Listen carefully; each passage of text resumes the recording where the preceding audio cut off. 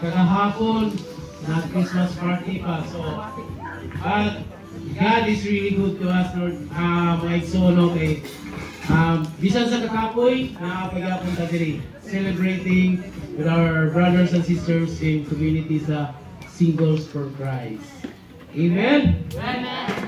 So, 2025 is a victorious year for us, Singles for Christ, because daghan ta nga mga kauban nga atong napuyog mga igsoon. So, we thankful for our God, our Creator, nga wala kita niya sa sino mga igsoon. Gani giubanan ta niya diri sa atong journey as a Singles for Christ. So, we know that we have many struggles, mga trials nga atong nagian apan tungod sa akong dakong mga Ginoo, wala gyud siya natong giunahuna nga problema mga igsoon. In fact, mao na siya atong kini nga sitaw gani kini part sa atong kinabuhi nga atong gilibitaw mga igsoon.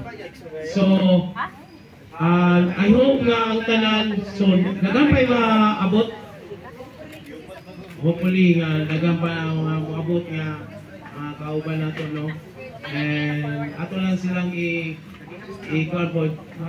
i-text na to or kay this celebration is para gini sa tuwa mga igsoon.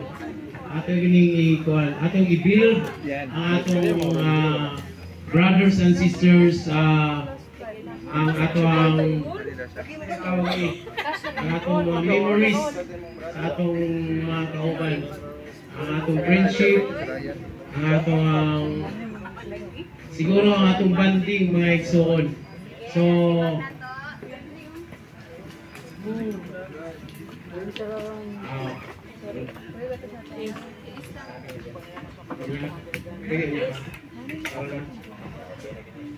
ako din naugon ako ang partner kay Melo.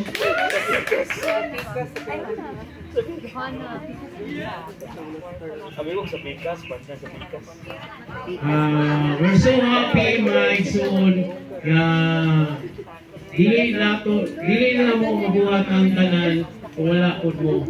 So we're so grateful labi na gyud kaninyo nga naa karon dinhi. We are so happy na i-share labi na gyud sa inyong mga resources, sa inyong mga talent na nagamit nato karong party nato. We hope na soon ang tanan mag-enjoy, ang tanan mag-celebrate sa ilang memories and hinaot nga daghang bata nga makauban diri nga moabot. And we also hoping na for the 2026 mga igsoon, ang ato ang kadasig, ang ato ang kainit sa pagpangalagad magpadayon. For this mga igsoon, Merry Christmas and enjoy the party. Amen.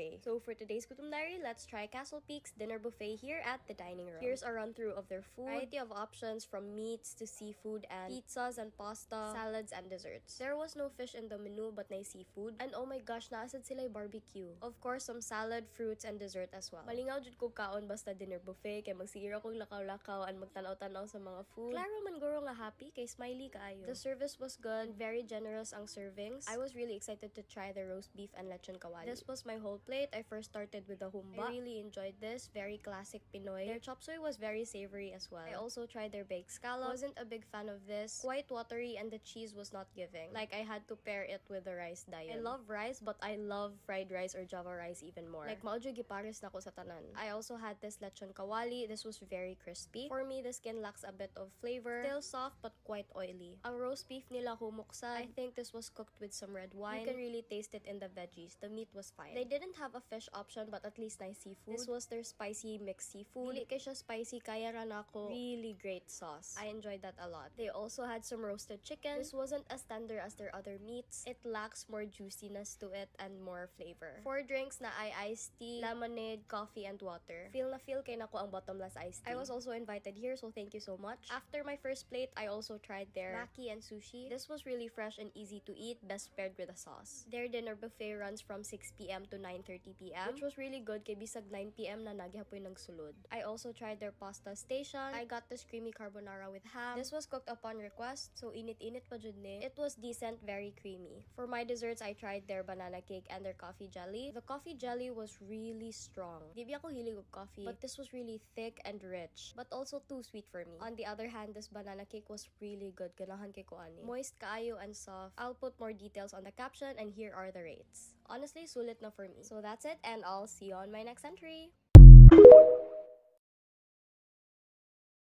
A day in my life as a call center agent. Last week nesting. OMG, guys, last week na namin sa nesting. So, what's next? But before that, chica and everything, guys, my ulam for today is hindi etlog, it's isda. And tingnan mo, guys, binigyan ko ng pagkain yung miming namin kasi ang kulit. Ang super kulit.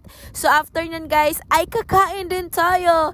As you can see, guys, hindi basa yung hair at bucket. Bucket nga ba? Kasi nga, diba, rest ko. And, naligo ko sa'yo, guys. Kay, I feel so hot. Init masyado yung pamati or feeling ko and everything. So guys, let's prepare ourselves as usual. And chika ko lang sa like, since last week na namin sa nesting, ang dami ko talagang masasabi ko guys na I grow. Grow. Yeah. Yung makikita mo talaga yung difference from the first week, second week, third week, and this is our last week na jud. And ato na siyang imnan og Veroca at bakit hindi. So, last tablet na yan guys, wala na akong pambili. Pizza, delikado na ngayon na week. But, no worries. Malapit naman yung sahod namin and everything. So, inumin natin yan. Masarap siya. Like, na-appreciate ko na siya. Ay, na-appreciate. Nasanay na ako mag-Veroca, guys. But, going back, makikita ko talaga yung kaibahan, yung improvement ko since day 1 hanggang ngayon. Yung parang, noon pa, makol pa lang, na-remember ko, umiyak ako, but now, kaya ko nang makig-communicate sa customer and help them with their concerns, and grabe, Lord, thank you so much for the strength and wisdom talaga, Lord. And ito, guys, going back to the video, is mag-backtest na tayo pa kanto, and sumakay ako ng jeep, guys. Kuya, may nakita akong kuya. So, ito guys, papunta na akong workplace and may nakita talaga ako guys, same kami new hired in Concentrix and ang gwapo niya. Gwapo niya, kuya, dito lang ako bababa. Enough with egotism ang babae. Ito guys, locker, kuha tayo ng mga gamit and everything. And finally guys, lunch na. Makikita nyo talaga sa babae guys na parang ang luya. Parang ang dami na pinagdaanan. Parang lahat ng problema ay bumagsak sa akin. Ewan ko lang guys, kasi parang tired ang babae. Like, luya jugay ko guys. Like, wala kay energy and all. Maybe because like, my red days ako. Maybe. Yan yung mood ko. And tingnan nyo guys, para talagang ang dami kong problema makikita sa mga mata ang mga pinagdaanan. Ay, ang okay. So ito guys is finally 8 AM na. So out na natin. Hindi kami nag-stairs kasi kapoy. So ito guys, nag-video kami sa elevator at may biglang dumating and fast forward. Grabe naman ka fast forward. Naglakad na kami guys and look at the sky. Ang nice talaga ng langit. Nice king langit tanawon guys. Gadag-om na init. Look at that. And sakay tayo drift. Sakay tag-drift guys, gikafoy ko, and sakay tag-tricycle, and this, like, gamay ra kay ko calls guys, pero na-stress ko, I don't know, nga na-stress ko ani na duty, iwan ko advocate, and finally guys, tumating na tayo sa bahay, and thank you Lord so much, and salamat din sa inyong pag-support and watching, and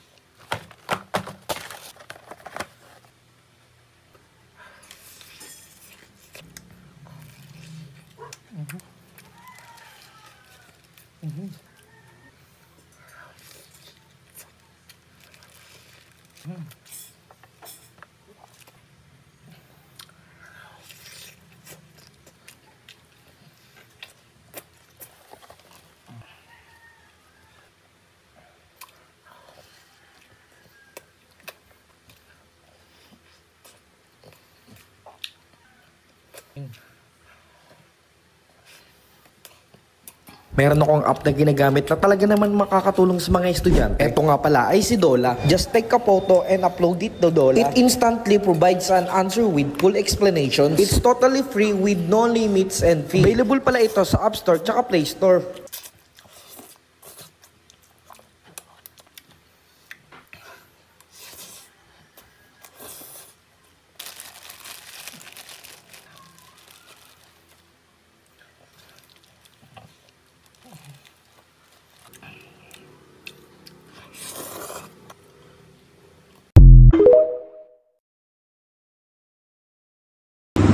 Wow, amo na ni boss. Open barrel tawag na. Oh, mao na sir. Kamo rin nagbuhat ag inyo na ani diri no? Oh, first kamera. time.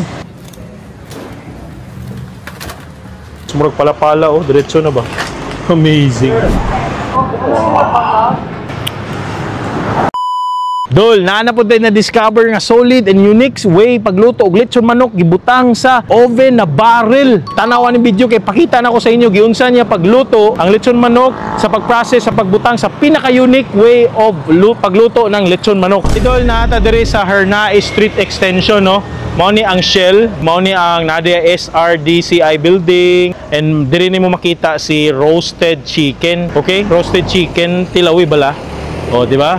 So, tupad lang sila sa, na limpo, si Balamban limpo. Tulo na ka-barrel, dul. Tulo pud ka upaw, ang tagiya. Grabe. So, ang pangalan is Tatlong Kalbo Roasted Chicken. Pero, usara man ang naa. Ay. So, naa na diri nagluto sila. Ano na itong ilaw mo? Nag-start na, oh. Wow, amo na ni boss? Oh, Luto na ni? Oh, na boss. Ah, grabe. So, unsa man ninyong style sa pagluto? Open barrel tawag na? Oh, mao na sir. Ah, so kamo rin nagbuhat ag inyo na ani diri no? Oh, first kamera. time. So pila man siya ka minuto iluto ang manok diri? Mga bali 1 hour sir. 1 hour gid siya. Maluto oh. Tagpila pud mga inana nimo sir? Kuha na sir ta ang kada usa ani sir ning 295. Wala mo dine in diri, take out ra. Oh, take out ra. Oh, take out ba? Ano unsay oras mo mag-abli diri? Mga 8:30 sir. 8:30 sa aga, sa buntag. Mag-close mo Mag-close mga 7 PM. 7 PM. Every day mo di? Oo sir, everyday mi sir. Every day. Ah, okay. So bossing pila man ka manok ang mahurot nimo per day? Over 60 sir. Over per 60? day. Oh. Ah, daghana no? Oh, grabe, excited ako boss. Sorry, gipaalas sa pati ka. Okay ra sir. Sige, pahiwa na dito sir. Sige. Oh, grabe, oh, gihok ra gid siya. So amo na yung hook. Sige. So ang cut niya is kani Paa. Oo, paa. So gi-cut niya ang lawas na part. Uy, naara nakita ng secret recipe. Tanglad. Muta ni uy. So amo na ni ang may tabo. Tapos murag pala-pala oh, diretso na ba? Amazing. Kabalog, ganahan mo makabalo asa ang tinuod nanin ng mga naong naara dire ay. Kuhaan lang sila gusa. ay sir, mayong hapon sa inyo. Ayong hapon man. Sir, kayo lang yung first na gumawa dito sa buong Visayas, I think. I believe. At saka sa Bacolod. Kayo yung first, no? Yes. Galing ng invention. Si sir, gutom na ako. Ganahan ako mukaon. Excited na ako. I-regards na lang ko sa isang kalbo. Sorry. Salamat, sir. Dol. Naano do diri sa Totobangan. Ang idol kayo ng lechon manukan. Grabe ka idol, Dol. So natay display dire, paibog ra na sa inyo ha. Syempre atong gi-order na ara sa dire. Dol, first time ko makakaon og lechon paksiw nga lechon manok ang gamit. Grabe, look at that. Grabe ka creamy oh. Napagi siya chunks of chicken, maklaro nimo. Ay, talami. Dol, lami siya. Tamis. I think na siya gibutang na Mang Tomas. Ipo ako na sayo. Mang Tomas, no? Ano? Pang Mang Tomas nga lasa na dito. Lay ang style ng paksiw. Tamison, peppery gamay. Nya, lasa gud kayo mo ang mga lamas, mga aromatics such as mga bombay o ahos. Lami kayo sa baho, bay, promise. Ug mao na gid ni. Tilaw na ginato ang manok. Dili ka ni. Kay masuya niya mo. Nara, drumstick bay.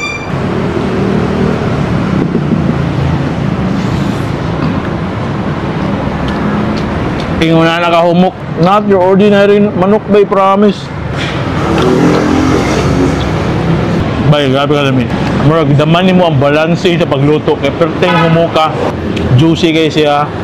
Ang lasa niya, ang aroma sa tanglad na agya po nito. Nasa sauce dire. Oh, grabe oh. Wow.